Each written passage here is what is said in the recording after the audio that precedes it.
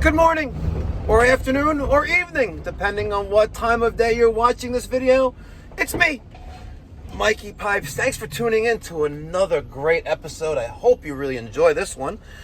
Just doing a routine maintenance, first time for this client. We've done a lot of heating and plumbing for them, but this is the first time dealing with their HVAC, central air system, and let's roll out the red carpet to impress. Let's get going, guys. All right, so I am way early. I am actually an hour and 12 minutes early, and that's because my first service call needed to reschedule. So let's take a look and see what he's got here. All right, we got two Rheem, and they're probably 410A systems, and they're a little bit pitched. They're not sitting on a level platform, but we got one from 2020. This is a 3-ton, you can tell that by the 36,000 BTUs. And the other one is gonna be right there, and I can't see, but this is the clearance that we're working with. I can't even get my phone between the wall of the house and the condenser. So, it looks like they got a little sloppy there with that. Okay, so let's park the truck over here, and we'll start maintenance. All right, I have both disconnects pulled from the disconnect panels, and I have both access panels off. First thing I want to do is just take a visual inventory of what's going on. We have a 45.5 capacitor here, contactor. We have some just random outdoor debris, cobwebs. We're going to take the Milwaukee M18 compact blower and clean out that compartment, as well as this one. Another thing I'm looking for is any signs of, wires burning, potential shorts, things of that nature. And as you can see, I don't see any of the such. So first thing I'm going to do, we're going to just get our blower and clean out these compartments, and then test coil resistances on both contactors, and then test the ratings or the readings of both capacitors. All right, both electrical compartments are now clean. So next, we're going to test capacitors. All right, I have my leads from my multimeter on C and fan, and I'm getting 5.2. So we're good with fan. Let's test the HERM, or hermetically sealed compressor side next. And I'm reading 35.8. So my 35/5 dual capacitor is good. The coil resistance is reading 13.8 across the capacitor, so I know that is good as well. All right, I've duplicated the same testing procedures for the dual capacitor and for the contactor on the other unit here, the other condenser, and I have removed the 4 5/16 screws that hold the condenser fan assembly and guard to the condenser, and I just rested them over. And I have a little bit of slack here, so when doing this, if you're not going to actually disconnect the condenser fan motor wiring, is make sure you don't put too much strain on the wiring here, where you could potentially, damage the wiring, rip off the insulation, things of that nature. Now, I have a little bit of debris in here. I'm going to by hand get rid of some of these leaves into a bucket, and then we'll vacuum out the rest. Fortunately, everything is dry here, so that should be done in a quick and efficient manner. All right, I got them as clean as I could possibly make them with what I'm working with, without bringing in water first. So I used the 5-gallon bucket, and as you can see, not much there, but it's better to put your debris in your bucket versus then throwing it into the guy's grass. And I know there's some leaves there already, but it is what it is. All right, now that I still have both my condenser fan motor assemblies still not secured to the unit, we're going to use the Viper, the maximum strength. This is the Venom pack, and we're going to use this to clean up the coils on both these units. So I got my new Calgun coil gun, and I got a hose all the way over there, and I got the Viper, and I got my little tripod, and we're gonna mix this up, and I'm gonna film it and show you how we wash or clean the coils from inside out We're doing it from inside out because airflow is coming from outside in. You don't want to shove water in this way. You want to shove water in this way to get the dirt, force any dirt, dust, pollen, all that good stuff out of the coil. I do have some constructive criticism to these people who make this. Is this refrigeration technologies? Yes, it is. The caps. Every single one that I bought last year, the caps break, right? So now I have to make sure this doesn't spill in the truck. All right, I took half of the chemicals that are in here, and you can see you have a little marking on there, right? See the ounce marking? And I filled this up about a quarter of way. All right, next, I'm gonna take some water, all right, at a low pace, because I don't want it really to bubble up that much in there. And I'm going to fill this up almost to the top with water, so we could dilute the concentrated the venom pack. Okay, I'm gonna take my nozzle from here, attach it to the hose, turn on the water full blast, and I'm just gonna give him a quick rinse to start with cold water.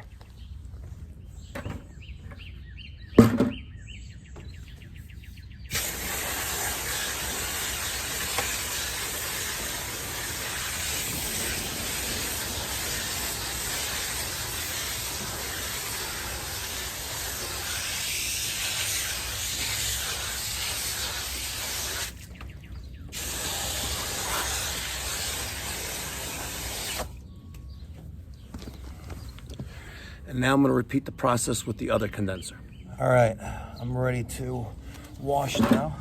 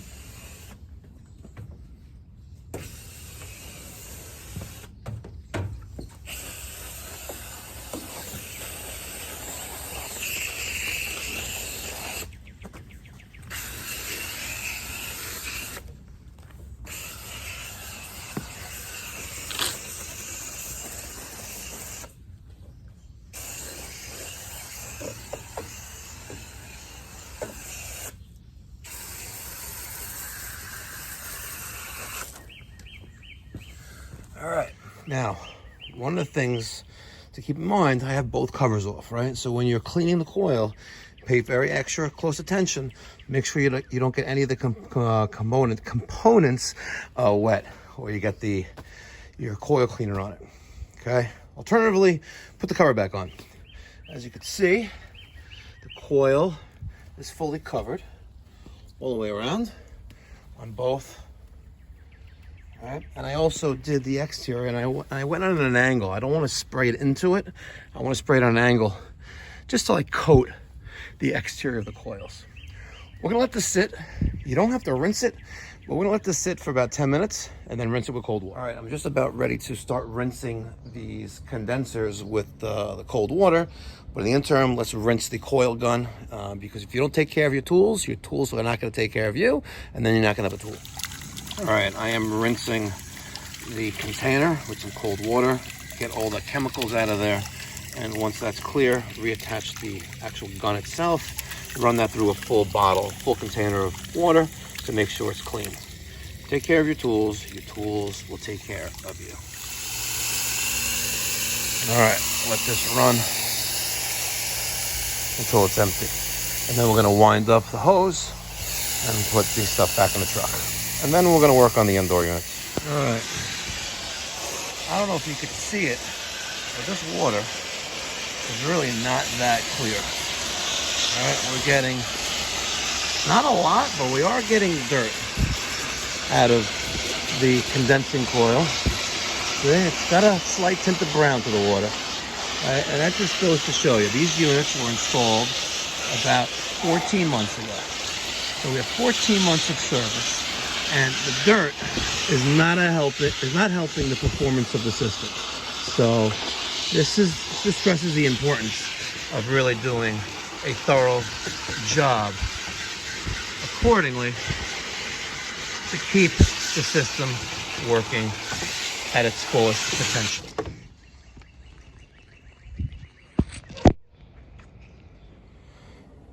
Okay, ladies and gentlemen, now, I don't know if you can really tell the difference, but they look incredibly different. The coils, that is. And while I have the hose out, and after I already cleaned out all the debris from the bottom of the condenser, we also took the water just to kind of like power wash that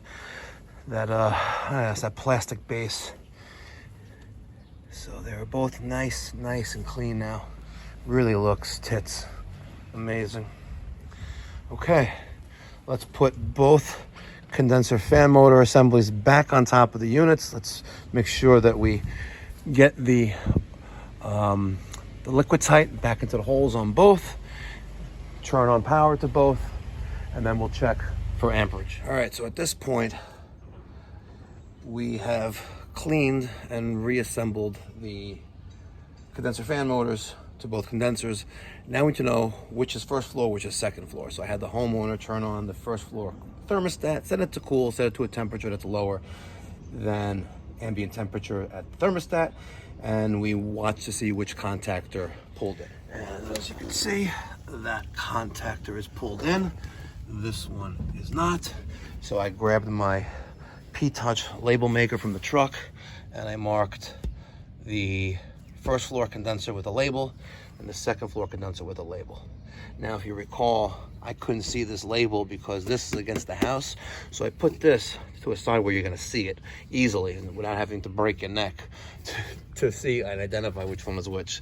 You know, if this label ever falls off, at least the odds of both falling off anytime soon are unrealistic. So now that contactor is pulled in, we're gonna get our amp meter and we're going to test amperage when we plug in the disconnect. All right, so I have my Fluke multimeter. This is the HVAC clamp meter. This is the model 902FC. By the way, if you're curious to know what exactly is in my Veto TPXXL tool bag, there's links, Amazon links in the description box down below, breaking down everything you see there. Everything. Even the HIK micro thermal imaging camera, which rests right there. Yes, I carry a thermal imaging camera in my tool bag. If you ain't testing, you're guessing. Now, we're gonna carefully reinsert the plug into the disconnect. And it's a good rule of thumb to technically plug this in with your right hand, with your left hand behind your back, and you're not standing in water or touching anything that, you know, God forbid, there's a short, electricity is gonna go down your right side of the body, down your arm, down the right side of your body, down your leg. So I should probably do that and practice what I preach. All right, I got my right hand there, and yeah, I guess I shouldn't be wearing a pound of gold, but when I plug this in, I'm gonna take a look at the voltmeter, right, which is gonna be right there. So let me see if I can just set this up so you guys can see what it reads when it starts up. Okay, here we go. All right, 992, 95, 86, 85, 86. All right, that's on one line of power. Let's test the other, and we're also at 86. Now, let's go to the rating plate, the amperage. Let's find that. So we have a minimum supply circuit of 23 amps, max fuse 35, so we're good. If we had a high amount of amperage while it's running, we want to make note of that on the service ticket, the service invoice, whatever you're using.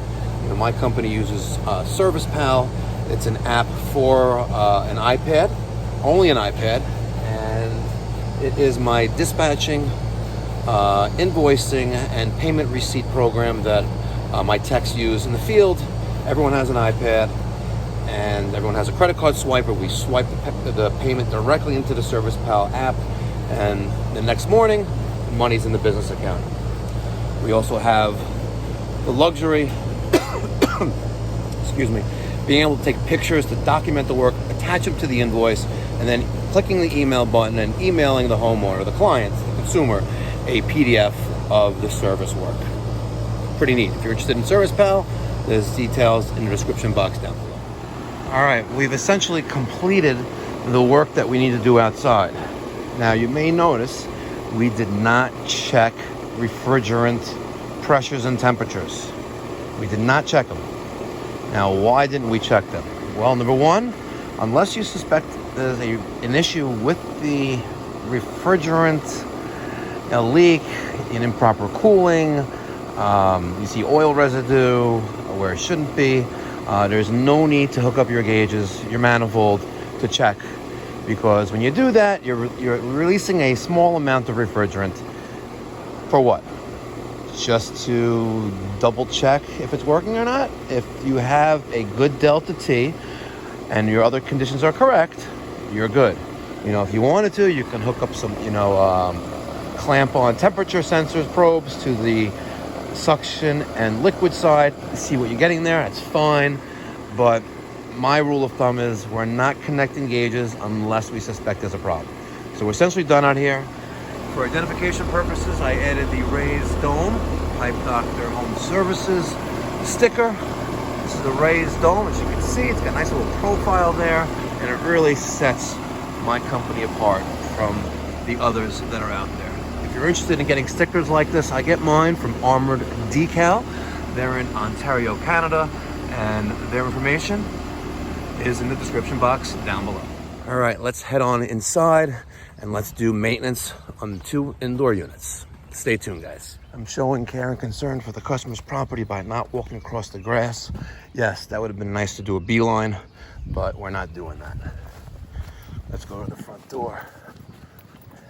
Check out these systems. Has the both systems been cooling properly? Yeah. Perfect. All right, that's good news. This one, every once in a while, in the middle of summer, if we have it running very cold for a long time, I can feel this freeze over and it stops working for like an hour or two, and I have to turn it off and allow. What do you see freeze over? Like this is all like ice White? cold to the touch, and with Does it have like ice on it, or it's got like a almost a very thin layer of, well, now this is just dust, but Yeah. it almost was like frost.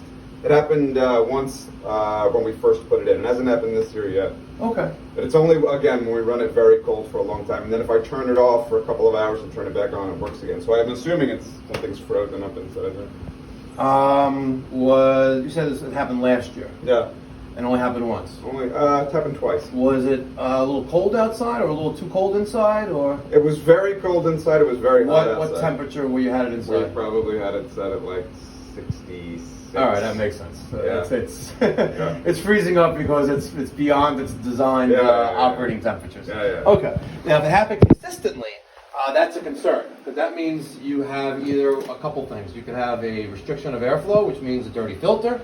God forbid, low refrigerant, that means you have a leak, or something's wrong with an internal component. I don't want to confuse you. The first time it happened, they made sure the refrigerant wasn't low. Okay. And I changed the filters every 6 months, so I think it's just that we had it running too cold. So that filter that's in there is good? I changed that, yeah, literally in Okay. April air, very good. Let's just take a peek. Yep, okay. And there's a second one on the intake. You have 2 of them. Yeah, Redundancy. a little bit. This Oh, one is just all right. So that is not even cool. I am going to take a measurement of the right filter that you need here. Okay. And on page 2 of your invoice, we use this filter service called Filter Fetch. Okay. And very reasonable pricing. You deal directly with them. I'll give you the codes that you need to enter into online, and you take your pick of filters that you want. What's cool about them, you can buy like pleated filters or the cheaper non-pleated ones, and they'll actually send you a reminder email. Hey, it's time to change your filters. Well, let me ask you: if they installed this, this wasn't our idea, they installed this. Do we need a new filter on the intake? So I'm a fan of filters before actually air passes through ductwork. Okay. So But what you have on that unit is great, right? And I actually have identical April air on my own house. Okay. I have a couple systems in my own house. I have one on the unit itself, and then I have a cheap disposable filter at the filter grill as well. Because if I don't have a filter here, your ductwork's gonna get dirty. It is. There's no doubt about it. It doesn't reduce airflow too much? Well, that filter's disgusting. That needs to be changed. Yeah. We should actually get rid of it because it's kind of like Jerry rigged. that is restricting airflow. Okay. Oh, dog, no. So I'll take a measurement here and just get that and get rid of this. They did that? Yeah, they did that. What is wrong with them? Because they put it in when we were still doing the construction and there was a lot of dust and dirt. Ah, okay. And you can see, look at the dust that's in there. Those ducts are dusty. Yeah. Let me just shine the light right there. That's dirt, that's dust. Alright. So, good idea, because that's totally the wrong size. They just threw a Home Depot special filter in there. I'll throw it out. We'll take the right measure. I think that's 14 by 30, but I'll double check. Okay.